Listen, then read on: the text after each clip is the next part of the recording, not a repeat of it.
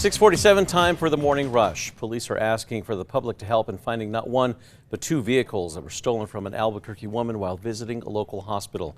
Shannon Hawkes was at the Presbyterian downtown when her truck was stolen from the parking lot. 4 days later, Hawkes and her husband walked out of the building to find out that thieves had struck again. APD is now looking for those two vehicles. The New Mexico Supreme Court has permanently barred a former Doña Ana County magistrate judge from serving on the bench. The justices ruled that Joel Cano, his conduct was unbefitting of a judge. Cano resigned last month after Homeland Security arrested alleged Venezuelan gang member Cristian Ortega Lopez, who was living on his property. Cano has not been charged with a crime. A man who assaulted his pregnant partner is set to spend nearly a decade behind bars. In August of 2023, 36-year-old Marlando Martinez violently assaulted his pregnant partner and threatened her with a loaded rifle. When Bernalillo County Sheriff's deputies searched his home, they found guns and ammo. Yesterday, he was sentenced to 7 years in federal prison. Ryan. Clouds and some patchy, dense fog in southeast New Mexico. An air temperature 61 in Roswell, 93% humidity, and reports of quarter-mile visibility in Chavez County. Drier elsewhere. Drier this afternoon with above normal temperatures. Some protesters recently descended upon a New Mexico Air Force base to voice their opposition to the military's drone program.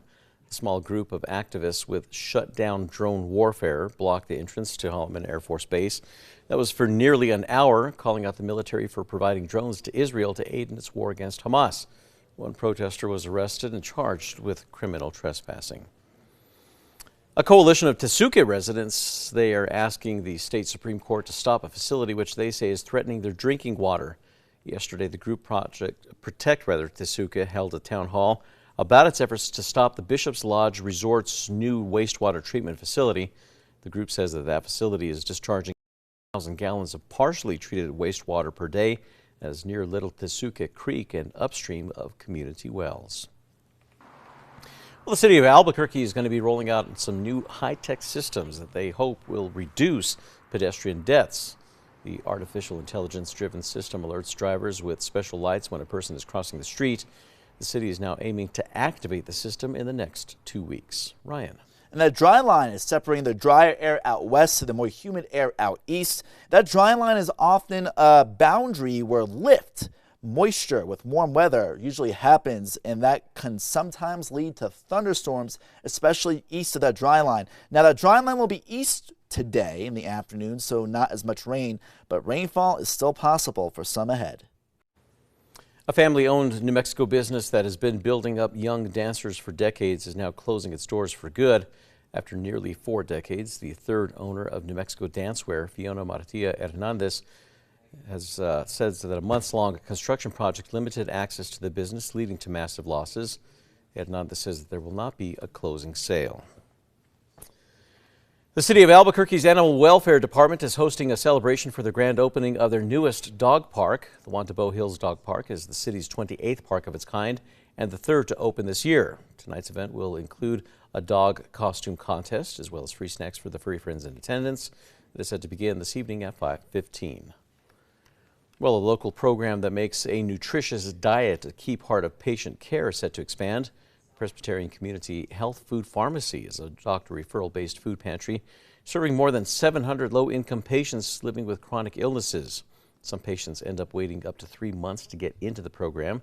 That's why they're now looking to expand to one of Presbyterian's West Side locations. Ryan.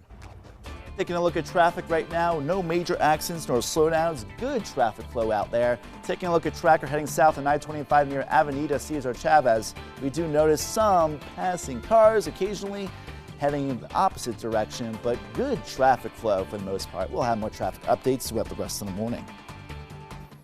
Well, the babies of 2 tortoises that are nearly 100 years old have made their public debuts. The 4 baby tortoises were shown off on Wednesday. That was at the Philadelphia Zoo on the 93rd anniversary of the mother tortoise's arrival there. The mother tortoise is named Mommy and the dad is Abrazo. Mommy is now the oldest known first-time mother in her species. Now it's time for the 5 facts. And at number 5, a local program that makes a nutritious diet a key part of patient care is set to expand. The Presbyterian Community Health Food Pharmacy is a doctor referral-based food pantry serving more than 700 low-income patients living with chronic illnesses. As they continue to grow, some patients end up waiting up to 3 months to get into the program. That's why they're looking to expand to one of Presbyterian's West Side locations. Patients in the program can get free produce once a week for a full year.